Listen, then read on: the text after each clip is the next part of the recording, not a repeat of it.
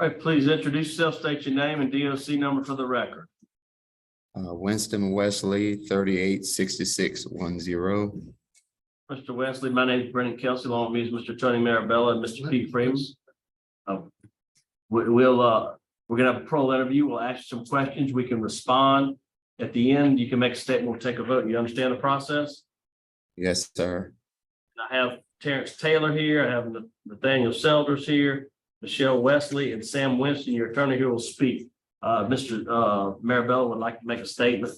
Mr. Wesley, I'm sure you remember me. I was your judge. I sentenced you and I had some pretty harsh remarks for you. I don't normally remember everybody I sentenced. I do remember you. I had planned on recusing myself. I had told my colleagues that I was going to recuse myself because of that. But I'm told that by your lawyers that they don't wish me to be recused. So I'm going to leave that up to you and them. If you want me to recuse myself, I certainly will. I'll be as fair as I can, but you know how I felt back when I sentenced you. Yes, sir, Judge. I'm ready. I would love for you to be a part of the panel, sir. All right. Thank you. Winston Wesley, DOC number 386610. You're a fourth class offender. Parole eligibility date 3/6/2024. Good time 8/12/2028. Full term 9/6/2061. It's a 50-year sentence. You have theft, issuing worthless checks, forgery. That sound correct? Yes, sir. All right. Mr. Wesley, how old are you? 49. How many years have you been incarcerated? It's not. The 12, a little bit over 12 years. I apologize. Somebody was saying something. 12 years. And what are you currently doing there at the facility? I'm currently a maintenance worker as a carpenter and inmate pastor, assistant to the chaplain, Steve Avery. Now, you going out on transitional work to do that? Are you working for the facility there? What do you do? I'm working for the facility within wherever. Southwest. Yes, sir. Southwest Transitional Work Program. How long you been doing that? About 90 days. 90 days, you said? Yes, sir. What are you doing before that?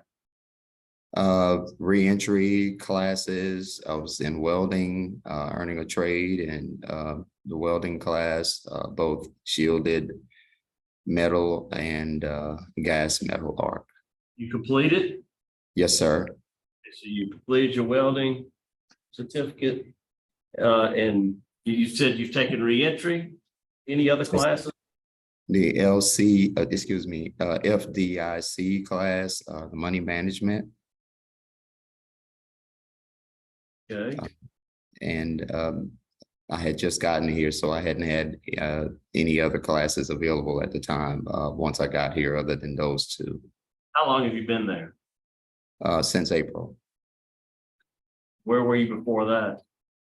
At Elaine Hunt Correctional. Take any classes there? I took the 100-hour pre-release class there, anger management. And I was a part of the ministry there as the inmate chaplain. And the music association, music teacher. And member of the band. So do you have a GED or high school diploma? GED, sir. When did you get your GED? Long before incarceration. Okay. Why'd you drop out of school? At the time, I was trying to help my mother, and I had a child, and things just got out of control at an early age, being, I guess, trying to find my identity, and it's just immature.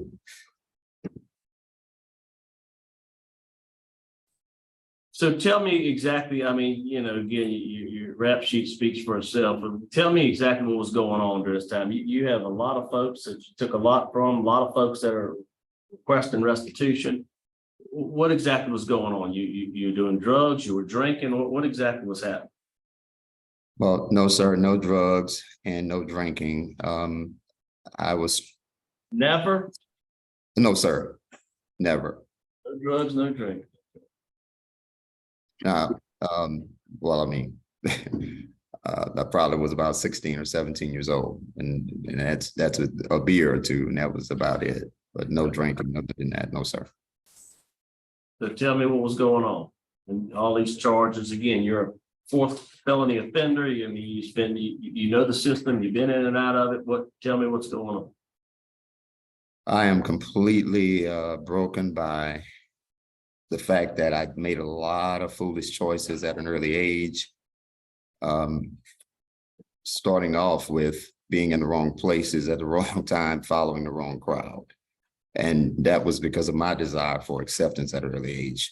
But then when these crimes happened financially, I was trying to run a business and I did not have the funding to maintain that business. And the stupid decisions that I made was assuming that I would be able to acquire the funds later and then go and pay it back. And before anything would develop, it would be without having a line of credit or a grant or loan. The stupid choice impulsively was kind of using my bounce checks or checks as a mean of a line of credit to try to keep my business going, the construction company going. And I didn't have margin, any budget.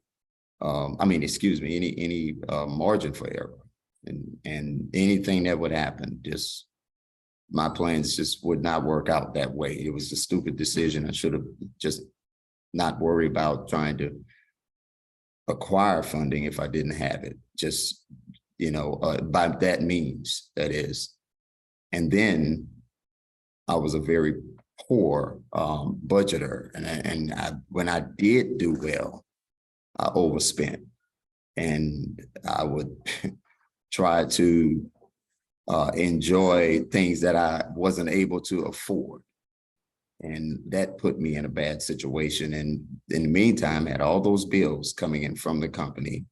I had TV commercials, which cost me a lot of money. I had an office off of West Fork Drive, which cost a lot of money, and my vehicles, and sometimes renting tools and all those things.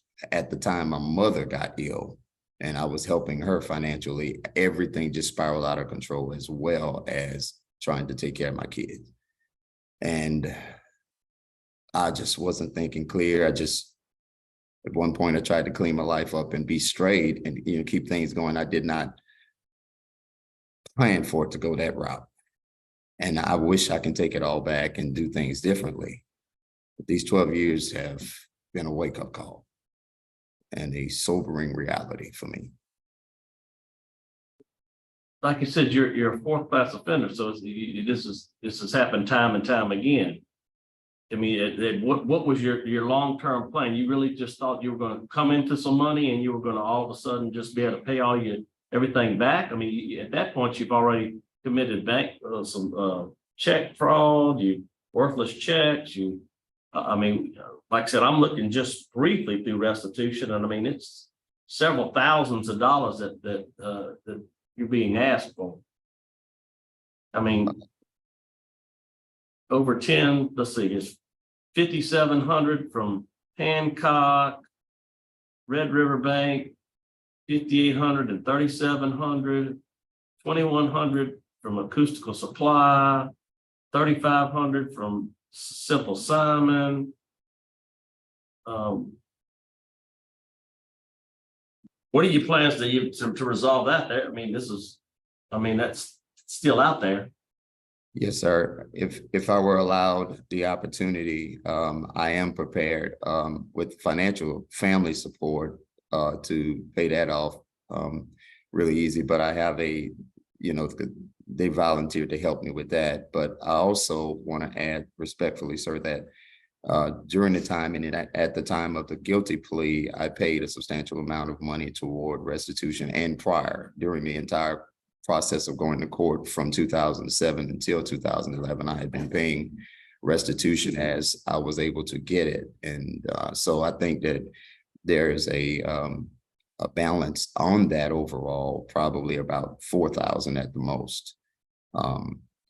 But my efforts toward that process was to make everyone financially whole throughout the entire process, because I do take full responsibility even then for the financial matters, and that should not have happened by my own foolish choices. And again, the idea of me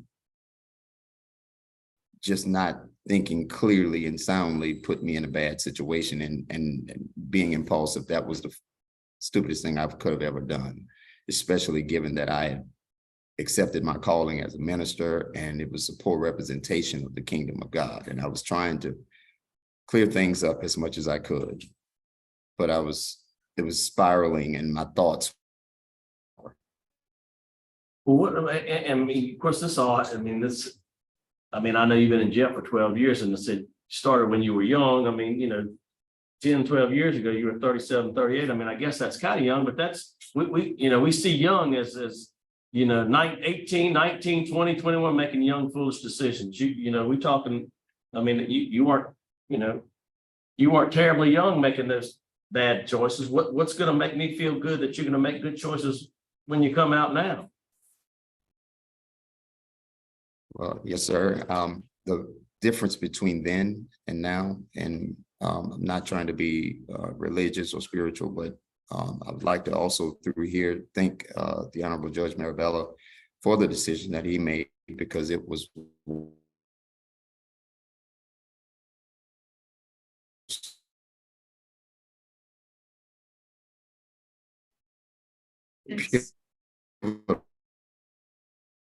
Y'all are freezing up on us. experience in one of those periods of my life. It's freezing up. I truly Yep. We're just hearing pieces and parts of what you say, and I don't know if you're having some issues there with the. believe that is she's working with.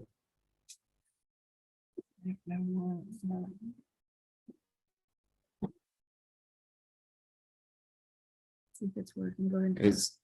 We're trying to I can hear you a little better now. resume. Yes, sir. And so divine sentences of the Lord. So I was just thanking the honorable judge for the decision that he made, because it changed my life, and the experience with this 12 and some years sentence, time that I've spent versus the other. I've never had to spend any time in jail or sentence. I think the longest was about a little bit. Yeah, a lot of times. This has truly changed my life. It's cutting out again. Yeah, it's cutting out off and in. We'll see if you can hear me. Should be better. All right, see if we can hear you. That's much better. Much Okay. better. And so we heard you talking about your situation with Judge. Let me again, I just want to go back. You said no drugs or alcohol, but I mean, you did have a possession of cocaine many years ago. You got 3 years suspended, terminated unsatisfactory. I mean, what was that? I mean, I know you were young, but I mean, that's Yes, sir. if you were involved in drugs and alcohol, that would be considered drugs. Yes, sir. In light of that, I will say that I was at a club where I was a kid hanging around. That's what I referenced when I was saying that I hung around the wrong people trying to be accepted. I was originally what you would call a square kid and was trying to fit in with the cool kids. And I wrote about that in one of my books. And Guilty to possession of cocaine. no, sir.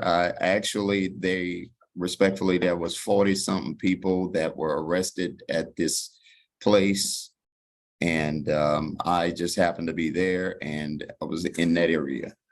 And all Okay, of well, us, I'm just on your rap sheet. It says in 1997, pled guilty to possession of cocaine, sentenced to 3 years hard labor, suspended 3 years active supervised probation, terminated unsatisfactorily in 12/13/2000. Is that not correct? yes, sir, it is correct. It happened, the arrest was at the time I was 16. I mean, excuse me, 17. And it says that I was, it happened a year before. It was some type of what they call undercover sting operation where they were watching that building. And I didn't know anything about what was going on. They cooked there all the time. And people sat there and listened to music. And I hung out there with those people and not knowing what was going on. And when they arrested all of us, I was rounded up with them. And the advice of my mother by fear was to plead guilty, and thinking that I was, that would be the end of that. But here I am. But I take responsibility for that.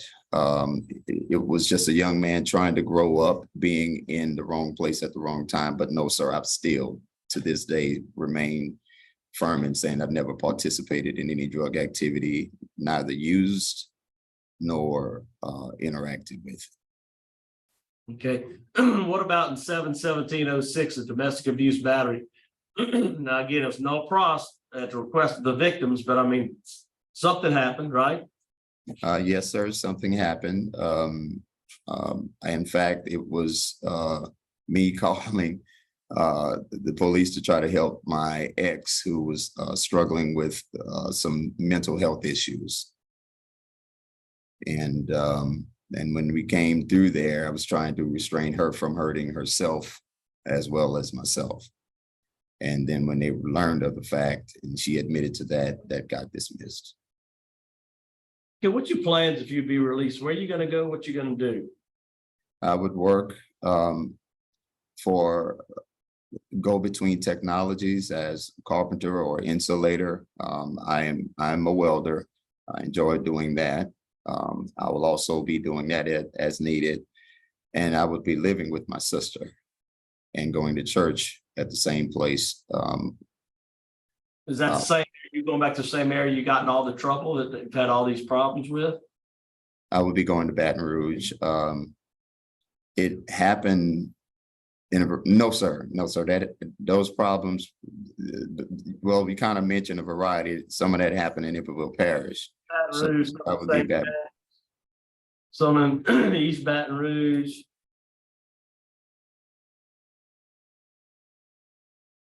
So Ascension Parish, Iberville, all over. Yes, sir. As I worked. You have a welding job, or you're gonna be looking for one, you said? Currently have one already, a carpenter job, sir, working for Go Between Technologies. It's already offer pending pending my release. In addition to working for Colonel John Angelos at the military base in Gillis Long, he had offered me a job as a carpenter, a project manager. I didn't get a chance to get that letter from him, but that was an offer that he had for me. I had done some work for him, but I'll be working for Go Between Technologies. Good. Does staff have any input there? Anybody staff in there? Yes, sir. Yeah, you have any input on him for us? We've had no problems with him. He's actually done good here at our facility at Southwest, so there's no write-ups or anything like that. Nothing more I can really tell you. All right. When is your last write-up you had? I've never had a write-up, sir.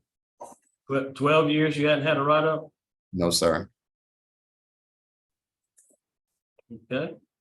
All right, we'll hear from let's see, we were here. Would you like to speak last, Mr. Winston, after he makes his final statement? I would, sir. Okay. All right, would you like to make a statement on your behalf? Then we'll let your attorney wrap up. Yes, sir. First, First, I would like to thank you, the committee, for this awesome opportunity and privilege for me to be heard and for you guys to consider my early release. Secondly, I'd like to submit my remorse about how broken I am about those decisions and what it has cost the stores, my family, society as a whole. I know that this 12 years has been a growing process for me, has really developed me to fulfill the purpose that God has allowed me to, that has called me for. I came in per se kicking and screaming, but I've learned and grown to be able to fulfill my spiritual purpose and call. And I've always said this: there's two most important days of a man's life: the day that he was born and the day that he realized why. I am that person that have realized why. And your programs have helped me as tools. And now I beg the opportunity to be able to go and put those tools to work. All right. All right, Sam, would you like to make a wrap up here?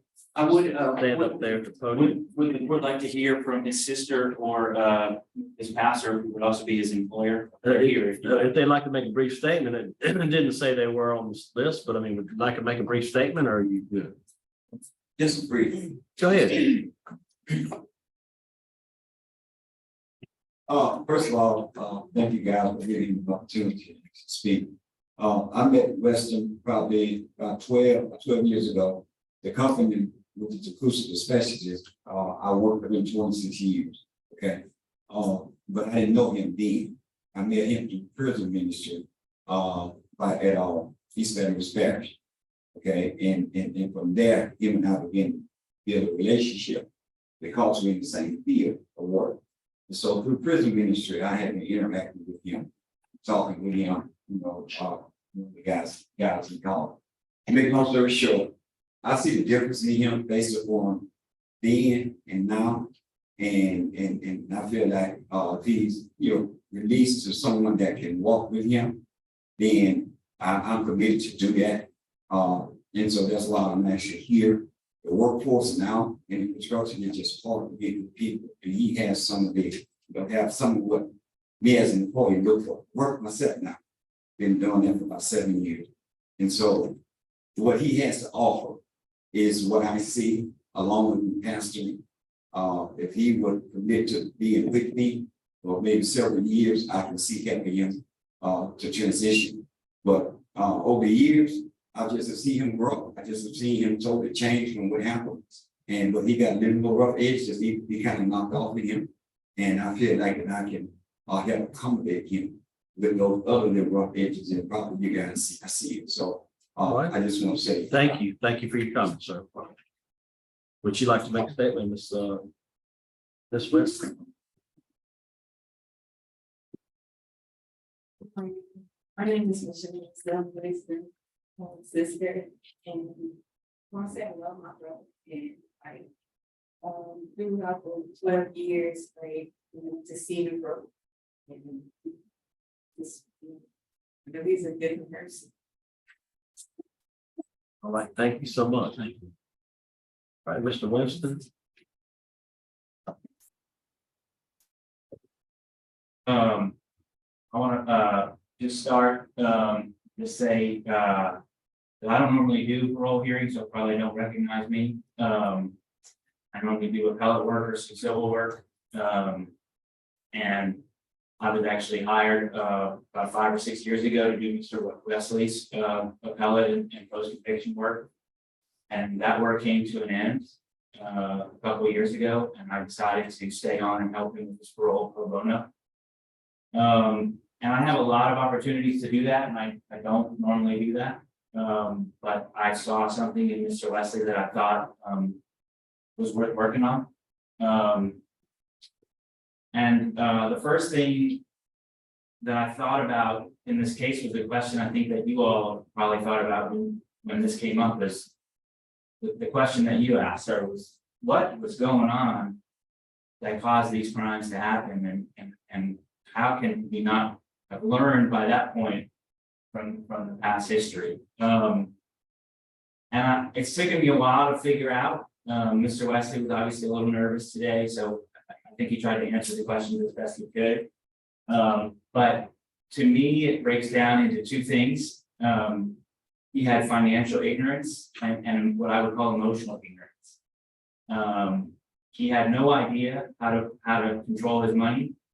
And he also had no idea how to deal with problems, with his emotions, when things got stressful with his mother, with his marriage that was falling apart at the time.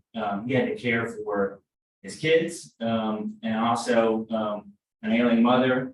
That's obviously no excuse. We all do that. I have kids. I have ailing parents. He just didn't have the tools back then that he needed to be able to do that. And that's how he ended up in this situation. And I think that, you know, in previous situations, he was sort of able to get away with it, honestly.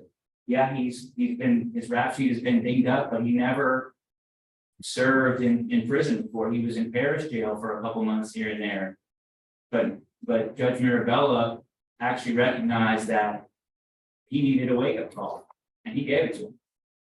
And I think, honestly, I told them this, and I'm not sure if they want to be here or not, but I think it's probably the best thing that ever happened is to get that kind of sense. As much as he was kicking and fighting about it, and as much as I was as his appellate attorney at first, I think at the end of the day, the 12 years by itself, with the possibility of more, can be that wake-up call. But it honestly, it is more than that to me. It's not just the time. I look at his record, and he does check a lot of the boxes. He's nonviolent. His Tiger score is low. He doesn't have any disciplinary write-ups. All of those things, which are good. But he's also been involved in the work of helping other people and being involved in things. As soon as he arrived, he started getting involved in the ministry at DCI and being involved playing the piano with the church music group there, being involved eventually becoming a pastor there, leading services in the cell blocks, going to the infirmary and attending those people who needed spiritual needs, leading Bible study. I mean, he's been doing that throughout, and that's something that he had to lean on when he had nothing else. That's something he has from growing up as a kid. That's what he and his mother used to do, was go to church. And that's when you get in these tough times, that's what you fall back on, right?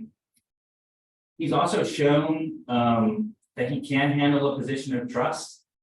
He was an assistant to Deputy Warden Guerin at DCI, and then when he became the warden of Hunt, Warden Guerin, Mr. Wesley transferred to Hunt to stay on with Warden Guerin at his request.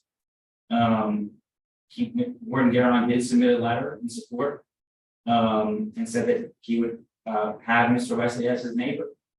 You know, I talked to Warden Guerin a few times on the phone. He doesn't send those kind of letters very often. He's also set up well on the outside as you know, he's going to have some skills. He's got welding skills. He already has some carpentry skills. He's going to have a church to go to. He has an employer that's already going to give him a job. He has a place to stay with family, who's not going to back out on him.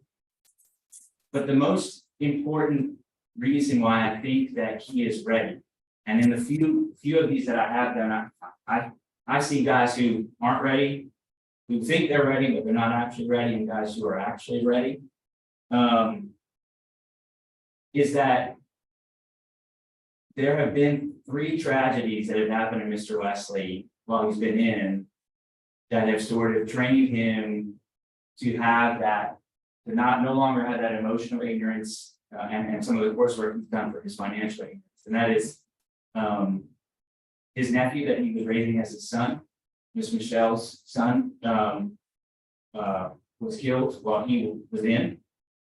His mother, Mr. Wesley's mother, passed away while he was in. And his 19-year-old daughter, who was serving for the National Guard, was tragically killed by a drunk driver. Those are any one of those are sort of what I would call sort of just life things that happen to us as we get older. And if you're not prepared for them, they can kind of really come down on you with 2 feet. And Mr. Wesley, he had nowhere to hide and nowhere to go. And he was able to deal with those things and still realize that he's going to be okay. That he doesn't have to be someone he's not. He doesn't have to spend money or do these things. He's gotten through those things. And I think that in and of itself shows that in addition to all the coursework and his institutional record, I think that those things to me show me that he deserves a chance. So we ask that you consider it. All right, thank you for your comment. All right, now prepare to vote. I'll vote first. All right, Mr. Wesley. Got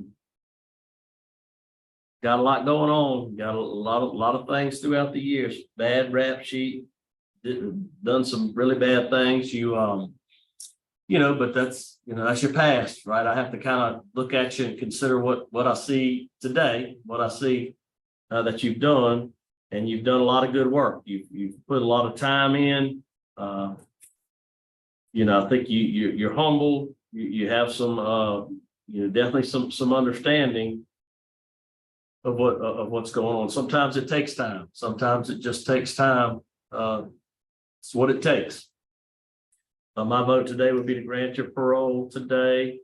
I'd like for you to do 2 things. I'd like for you to have a mental health evaluation and follow up. And I'd like for you to enroll in general counseling for your grief and for other issues that might arise.